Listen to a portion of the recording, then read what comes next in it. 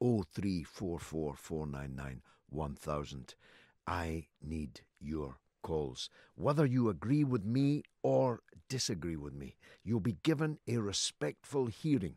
I will not adjudicate on whether or not you should be in Ward 5 until you have finished speaking and until you have exhausted your point of view.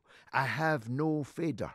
When the microphone is yours, it is yours, although we'll dump you if you swear or break the law in any way. But if you don't, you will not be faded, you will not be cut off, and you will not be unnecessarily, gratuitously ridiculed. You'll only be ridiculed if you actually are ridiculous.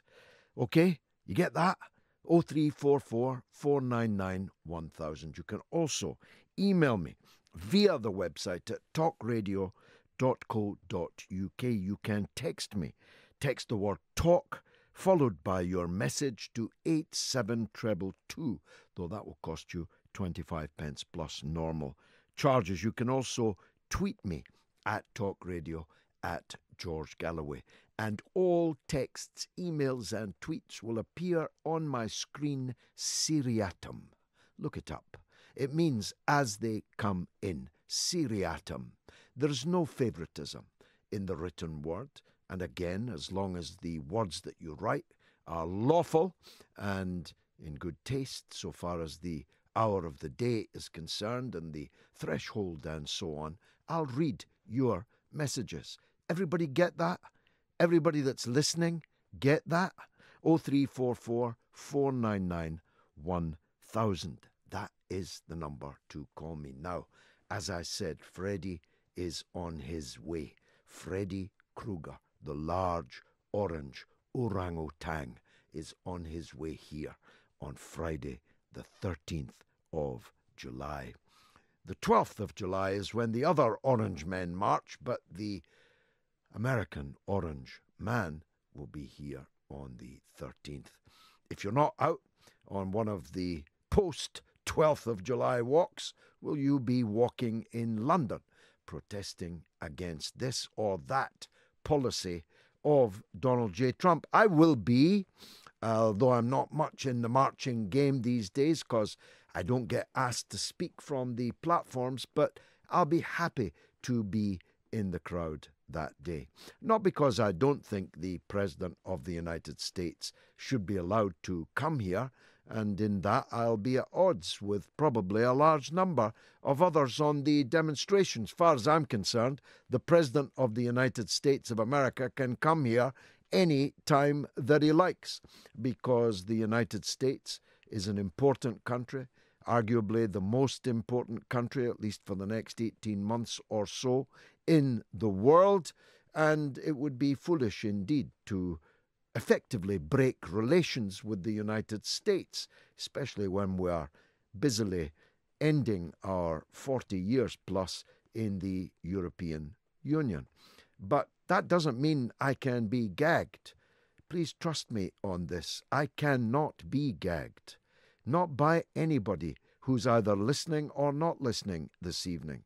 I cannot be gagged, and I will find a way, any way, of expressing my points of view, and I will do so in relation to Donald Trump. But you can tell me if you'll be welcoming him because you like him, because you like what he's doing in the United States, which is, I suppose, his business and their business, but more particularly what they're doing in the world. Let me know where you stand on Donald Trump. 0344 499 1000.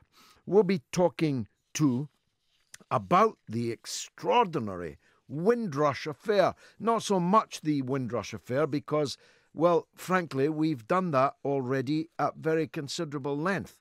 But as Harold Macmillan once said, it's not one damn thing, it's one damn thing after another. And he might, if I paraphrase, have said to Amber Rudd, events, dear lady, events. That's what brings politicians down.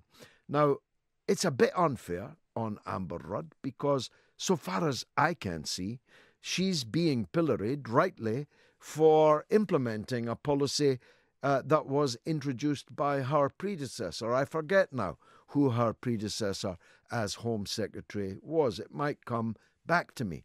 But, of course, the buck must always stop with the minister.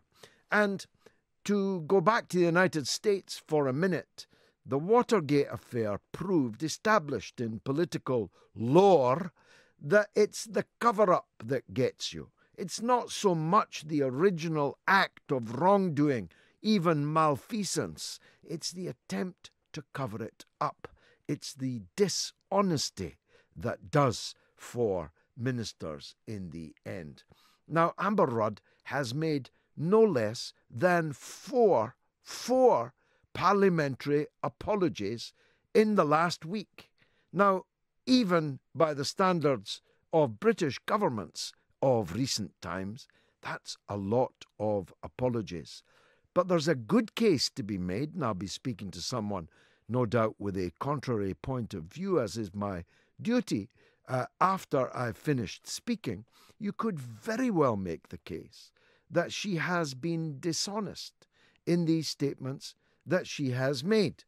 Alternatively, you could say she's not a knave but a fool, and was not lying, was just utterly, completely wrong in the statements that she made to Parliament. And we'll be talking this evening about Saudi Arabia. I was caught, if you'll forgive the pun, by the staggering statistic that Saudi Arabia this day has now beheaded more people in 2018 than ISIS. Now, it's true that ISIS's territory to carry out their beheadings is somewhat shrunk of late. But it is extraordinary, isn't it, that our best friend in the entire Muslim world of billions of people, our best friend is the biggest beheader. It's extraordinary, too, that by any standards, Saudi Arabia is the fountainhead of fanatic Islamist extremism, the very thing that our governments and media often claim to be most vehemently against. It's very odd to maintain both these positions at one and the same time. The World Muslim League, based in Riyadh, is indisputably the ideological, theological fountainhead of the utterly extreme interpretation of Islam, Wahhabism, which pumps out billions of pounds a year across the world, not just the Muslim world, but to Muslims in the rest of the world, including in Britain, to support mosques and madrasas and clerics and publications and radio stations and all kinds of things through which they pump this extreme form of fanatic Islam. And then there's the extraordinary situation that our best friend, Saudi Arabia, is in a state of war with our second best friend, Qatar, which owns a very large part of London. Something like 11% of London's landmass is owned by Qatar, including some of the most important and prestigious landmarks in the country. I don't want to run through them all, but take a look up at the Shard and wonder how it can be that Qatar owns the Shard. Qatar is our second best friend, but our first best friend is openly threatening it with invasion and war. Just this day, the foreign minister of Saudi Arabia ordered Qatar to send soldiers and pay for other people's soldiers to occupy Syria or risk losing American protection for their regime. And he went on, if they lose American protection for their regime will be brought down in 1 week. As open and naked a threat and aggression against our second best friend in the region as it's possible to imagine. And then there's the issue of the war in Yemen, with which, or through which, they are getting through a huge stockpile of British and American weapons that they are firing on wedding ceremonies and funerals and schools and hospitals and civilian homes. They have killed tens of thousands of people. They have triggered the worst cholera outbreak in memory of any historian, right now raging and cutting a swathe through the most vulnerable people in Yemen. And they have caused, by a deliberate blockade, mass starvation, famine conditions in Yemen, which was already the poorest country in the Arab world and one of the poorest countries in the entire world. The United Nations itself regards the situation in Yemen as the world's worst humanitarian crisis. And yet, hardly anybody knows about it because hardly anybody cares about it because we're spending our time counting the money instead. We're counting the arms industry's profits instead of reporting, still less doing anything to bring this slaughter to an end. And I want to just say one final word on little Alfie Evans. As you already know, if you've been listening this week, this case greatly troubles me. It greatly troubles me for religious and moral reasons, but I'm not going to re-canvass those again. I'm just going to ask a question. When did the law change to transfer ownership of our children to the state? When did our children become chattels of the state?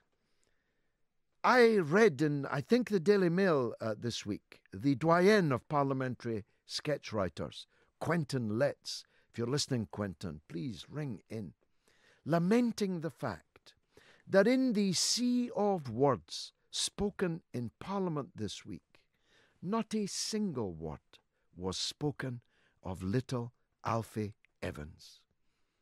Not a word about the human disaster that we have watched his parents undergo this week. But not even a word about the philosophical question of whose children are our children. And not a single word about the morality of slipping into a euthanasia society without a parliamentary vote to do so. Judge-made paving of the road to the euthanasia regime. I'm George Galloway. I'm in for James Whale. I'm here till 10 o'clock, and I'm waiting for your calls.